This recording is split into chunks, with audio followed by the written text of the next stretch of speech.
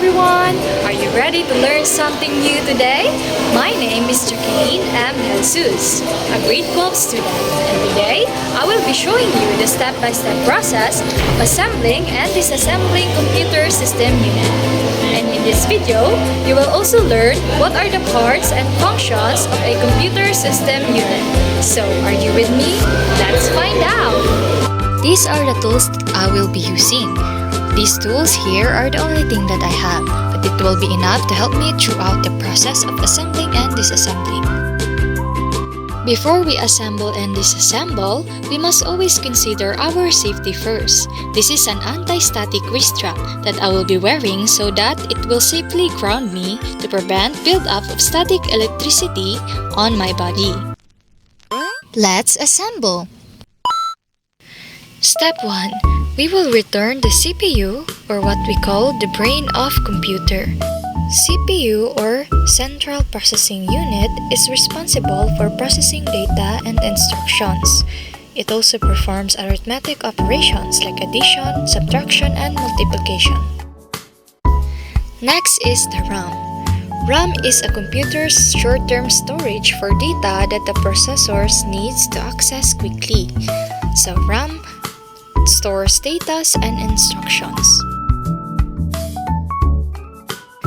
Lastly, we will restore the heatsink to its original state.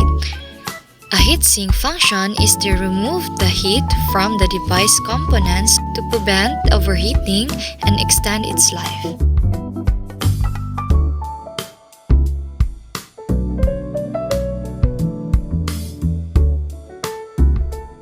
Step 2.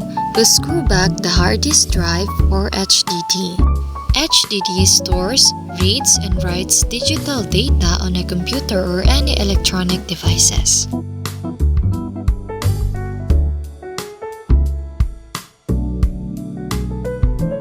Step 3. We will carefully return the motherboard to its place. Make sure that it is screwed well. Motherboard allows to connect computer internal components such as CPU, GPU, RAM, and ROM, allowing them to communicate with each other.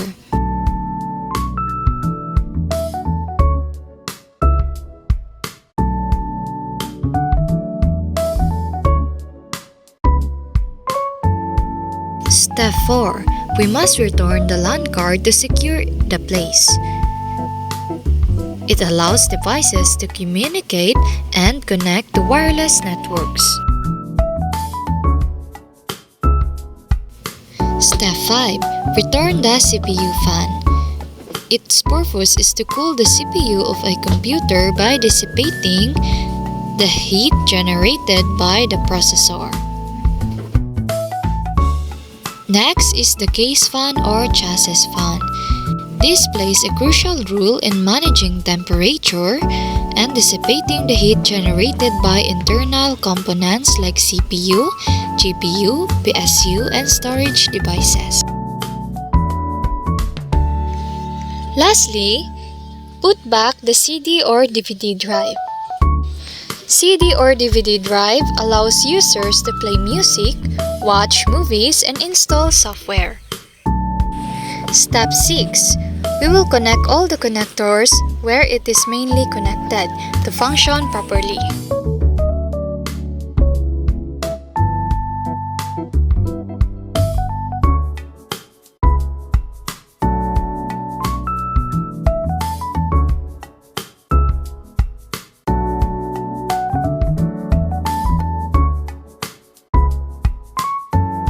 Ta-da!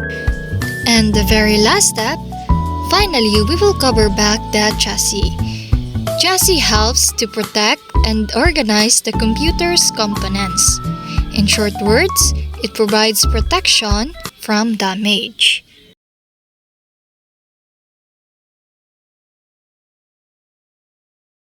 Finally, we are done with assembling. Now let's disassemble. Step 1. We'll remove the screws and the chassis.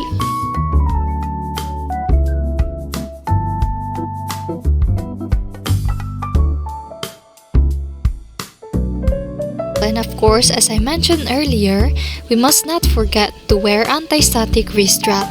I'm still wearing it. I'm going to remove all the connectors.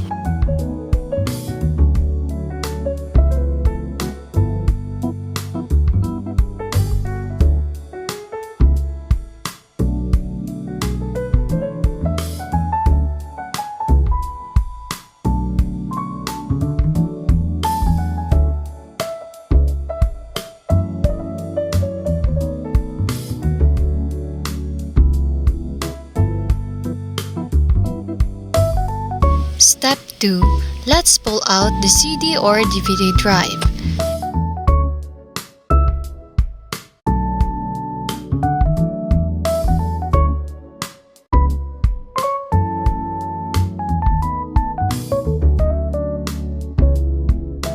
Then arrange all the connectors to the side so it will not be a big hassle when removing the motherboard.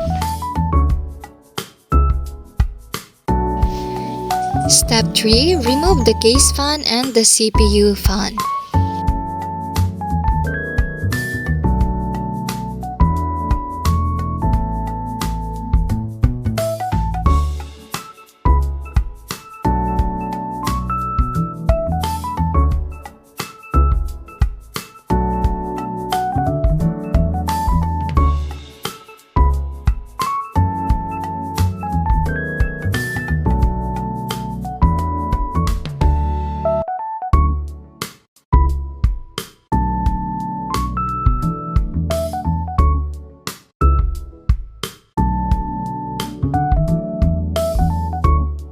Step 4. Remove the LAN card and the HDD or hard disk drive.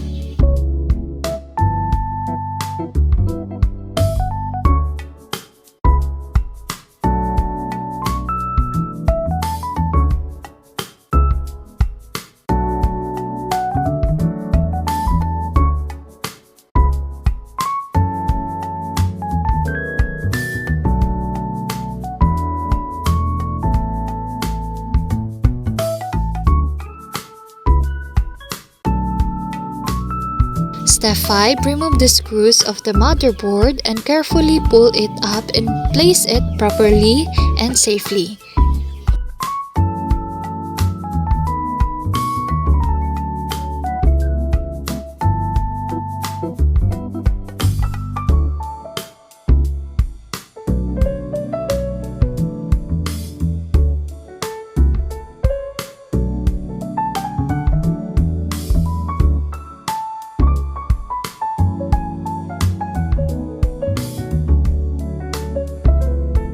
Step 6. After putting the motherboard, we will now remove the heatsink,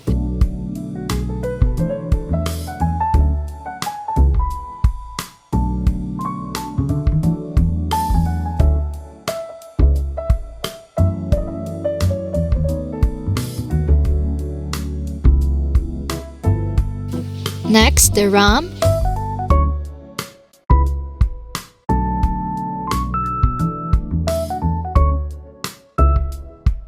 and finally the CPU.